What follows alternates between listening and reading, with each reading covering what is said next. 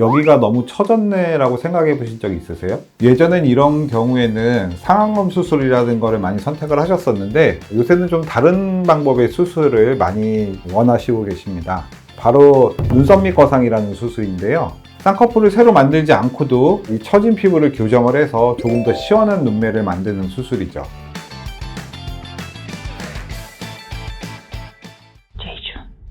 안녕하세요. 제이준 성형외과 박형준 원장입니다. 오늘은 눈썹 밑 거상이라는 주제를 가지고 실제 환자분들 사례를 보면서 이야기를 나눠보도록 하겠습니다. 첫 번째 환자분 사진을 보면은 눈이 원래 좀 약간 크신 환자분이신데 특별히 쌍꺼풀이나 느끼하게 되는 것이 싫고 특히나 이분 보면은 바깥쪽으로 눈이 약간 이렇게 처져 있거든요. 이런 처져 있는 부분만 조금 더 자연스럽게 본인이 조금 더 젊었던 시절처럼 개선되길 원하셔서 찾아오셨던 분입니다. 이런 분들 같은 경우가 사실은 눈썹 밑 거상을 권해드리기 굉장히 좋은 케이스인데요. 젊었을 때는 내 눈에 대해서 별로 고민이 없으셨는데 바깥쪽부터 눈의 노화가 시작이 되면서 점점 이제 떨어지는, 처지면서 눈을 가리고 있는 거죠. 그래서 이분 같은 경우는 그냥 자연스럽게 눈썹 밑에서 피부를 절개해서 이렇게 끌어올리는 그런 수술을 해서 눈이 처지기 전에 그 눈으로 자연스럽게 회복된 거라고 보시면 되겠습니다. 그 전 사진에서는 전혀 속쌍꺼풀이 보이지 않지만 그것들이 살짝 올라가면서 본인이 예전부터 가지고 있던 속쌍꺼풀이 살짝 자연스럽게 드러나는 걸 볼 수가 있죠.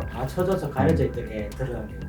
네. 그래서 보통 이제 40, 50대 분들이 아무래도 눈썹 밑 거상을 제일 많이 하시는데 처음 수술하시는 분들도 눈썹 밑 거상을 권해드리는 이유 중에 하나가 젊었을 때 20, 30대 때 본인의 눈이 마음에 드셨었어요. 근데 이제 처져서 눈이 예전에 내 예뻤던 눈이나 아니면 괜찮았던 눈이 잘 안 되는데 혹시나 뭔가를 이제 변화를 줬을 때 그 얼굴이 내 이미지랑 안 맞을까봐 굉장히 걱정을 하시거든요. 눈썹 밑 거상은 예전에 내 얼굴로 비슷하게 돌아가는 거기 때문에 나한테 익숙한 얼굴이거든요. 수술을 받고 나서도. 그래서 변화를 싫어하시는 분들이 특히 좋아하는 수술이라고 보시면 될 것 같습니다. 눈썹 밑 거상에 눈썹 밑에 이렇게 절개를 한다고 하니까 사실은 흉터가 좀 걱정이 됐거든요. 네. 흉터가 안 보이네, 잘. 이분이 더 좋은 케이스 중에 하나가 이분이 눈썹이 되게 진하잖아요. 처음에 한 수술하고 나서 2-3달 정도는 흉살이기 때문에 우리가 아무는 기간 동안에는 좀 약간 불구스름하게 잘 보이는 기간이 있는데 그 기간이 지나고 나면은 거의 잘 보이지 않습니다. 떨어져서 보면은 당연히 안 보이고 좀 가까이서 이렇게 들여다보면은 알고서 보면 보일 정도긴 한데 사실 거의 신경 쓰지 않을 정도로 많이 흐려집니다. 다음은 두 번째 케이스입니다.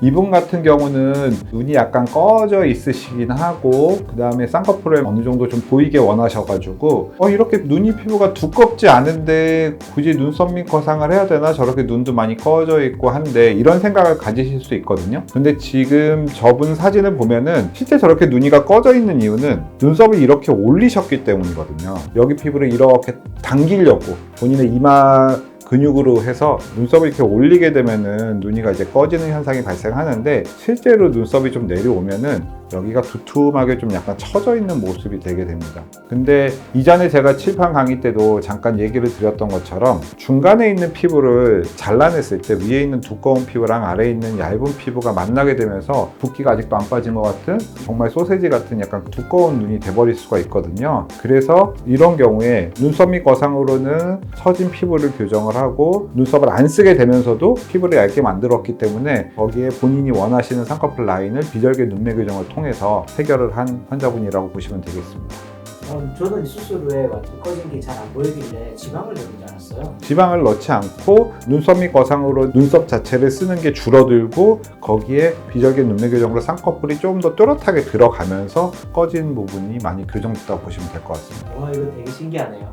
자, 다음 케이스입니다. 이분 같은 경우도 눈썹 밑 거상이랑 이제 비절개 눈매 교정을 같이 하셨던 분인데 이분은 눈이 처져서 그러신 것도 있지만 원래 젊을 때도 눈이 좀 작으셨고 그다음에 눈동자가 좀 덜 보이는 약간 눈매 교정이 좀 필요한 그런 눈이셨는데 수술을 하는 김에 같이 좀 약간 눈도 좀 또렷하게 뜨고 싶어 하셨던 분인데요. 그렇다고 해서 계속 얘기 드리지만 이분이 만약에 상안검을 하면서 눈매 교정을 같이 하게 되면은 눈은 더 또렷하게 떠질 수도 있지만 부리부리한 눈이 너무 내 이전에 이제 인상과 달라지는 것들 때문에 좀 무서워하셨었고, 그래서 이분 같은 경우도 역시 처진 피부를 눈썹 및 거상으로 좀 당겨서 교정을 하면서, 그래도 그것만으로는 워낙 좀 눈이 작으셔서 좀 한계가 있기 때문에 비절개 눈매 교정으로 살짝 좀 교정을 한 경우라고 보시면 되겠습니다. 어떻게 보면은 약간 아쉬울 수도 있긴 하거든요. 근데 환자분께서 본인의 예전보다 좀 더 약간 향상되는 정도로만 보이면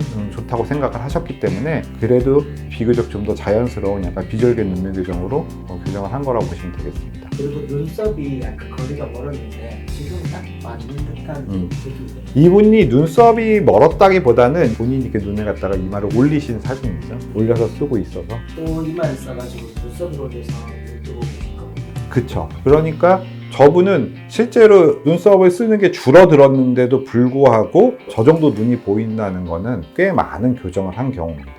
눈썹을 쓰지 않음에도 불구하고 이전보다 눈이 더 커졌기 때문에. 확실히 눈썹 입거상을 하시는 분들은 눈썹을 많이 올리고 계시네요. 그쵸. 그러신 분들이 많아요. 그 다음 케이스를 설명드리겠습니다.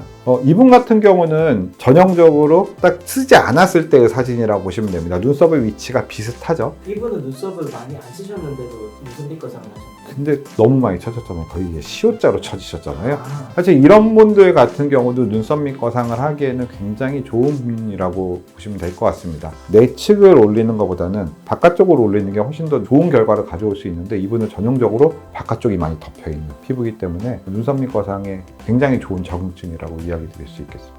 더군다나 눈썹이 원래 또렷하신 분은 아니지만 이미 눈썹 문신이 되어 있기 때문에, 눈썹 문신 라인을 따라서 저희가 흉터가 들어가기 때문에 시간이 지나면 이렇게 또렷하게 보이지가 않습니다. 본인은 약간 신경이 쓰이신다고 하면은 눈썹 문신으로 리터치를 하면 되기 때문에, 이분은 눈썹 및 거상을 하기에 흉터로서도 눈썹의 위치라든지 이런 것도 적합하고 거리도 적당한 편이고요. 근데 이분 지금 하안검까지 같이 하셨잖아요. 네. 저 정말 이 사진을 보고 아빠랑 아들인 줄 알았어요. 위쪽에 처진 거, 아래쪽에 이제 처진 거, 그 둘 중에서 조금 더 젊어 보이는 게 뭘까요? 라고 하면은, 우리가 뭐 메시가 더 잘해, 호날두가 더 잘해, 뭐 이런 거일 수도 있지만, 둘 다 고민이 돼서 오셔서 진짜 메시랑 호날두처럼 저희 비슷비슷하게 효과가 좀 좋으신 분이었던 것 같습니다.